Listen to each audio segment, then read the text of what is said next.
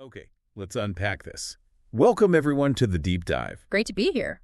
Today, our mission is very specific. It's tailored for those of you really knuckling down, preparing for your ATPL theory exams. We're going to dive deep, really deep into some critical areas, things like pilot health, human physiology, lifestyle choices. And how the environment impacts flying, both inside and outside the cockpit. Exactly. The goal here isn't just, rote memorization.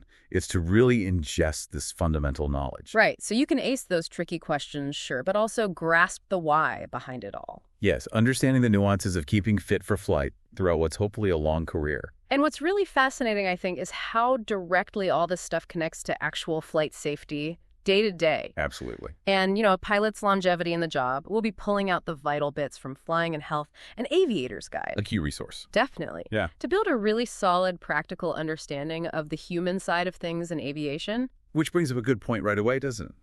How does understanding your own body, your limitations, how does that change theoretical knowledge into something practical? Yeah, into life-saving awareness in the cockpit. It's about building that complete mental picture, going way beyond just memorizing facts, making informed choices.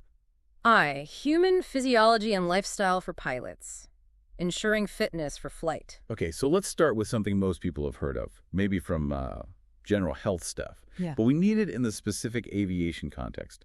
Body mass index, BMI. Right, BMI. It's foundational, really, for assessing a pilot's general health status and, crucially, potential risks associated with weight. So how's it actually worked out? For someone needing to calculate it, say, for an exam question. It's straightforward, but the details matter. BMI, body mass index, it's a measure of weight against a standard for your height. The formula is weight in kilograms divided by height in meters squared. Okay, weight in kilos over height in meters squared. Got it. Exactly. It gives you that quick snapshot. Are you underweight, normal, overweight, obese? And for pilots, that's a key starting point for risk assessment. Can we run through a quick calculation like those examples you sometimes see? Sure. Let's take one directly relevant. A pilot is 2 meters tall and weighs 80 kilograms. What's his BMI? Okay, so 2 meters tall, 80 kilos. Yeah. Height squared is 2 times 2, which is 4. Right. Then you divide the weight, 80 kilograms, by 4. And you get? 80 divided by 4 is 20. Exactly 20. Perfect. So a BMI of 20, and we'll see in a moment that falls right into the normal range for a male pilot. Okay, good.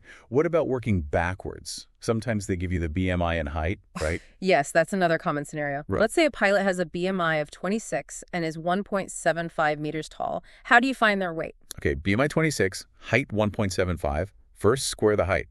1.75 times 1.75. Need a calculator for that one. It comes out to 3.0625. Right, 3.0625. Okay, But you cool. multiply the BMI, which was 26, by that number. Exactly. So 26 times 3.0625. Gives you about 79.625 kilograms. Spot on. 79.625 kilograms. Knowing how to do these calculations both ways is crucial, not just for exams, but understanding the principle. And speaking of exams, and just pilot fitness generally, you mentioned the categories. We need to know those specific BMI ranges, don't we? Absolutely. And they differ slightly for males and females, so pay attention to that. These aren't just random numbers. They're benchmarks for the job. You have to know these colds. Okay, lay them out for us. Right. First, underweight. That's a BMI up to 20 for males and up to 19 for females. Being underweight isn't ideal either, can affect stamina. Okay, up to 20 for men, 19 for women.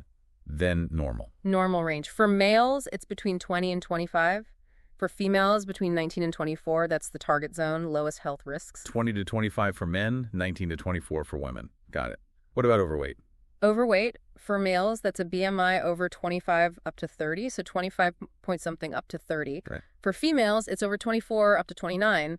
This flags an increased risk, even if it's not obesity yet. Right, over 25 to 30 for men, over 24 to 29 for women, and finally, obese.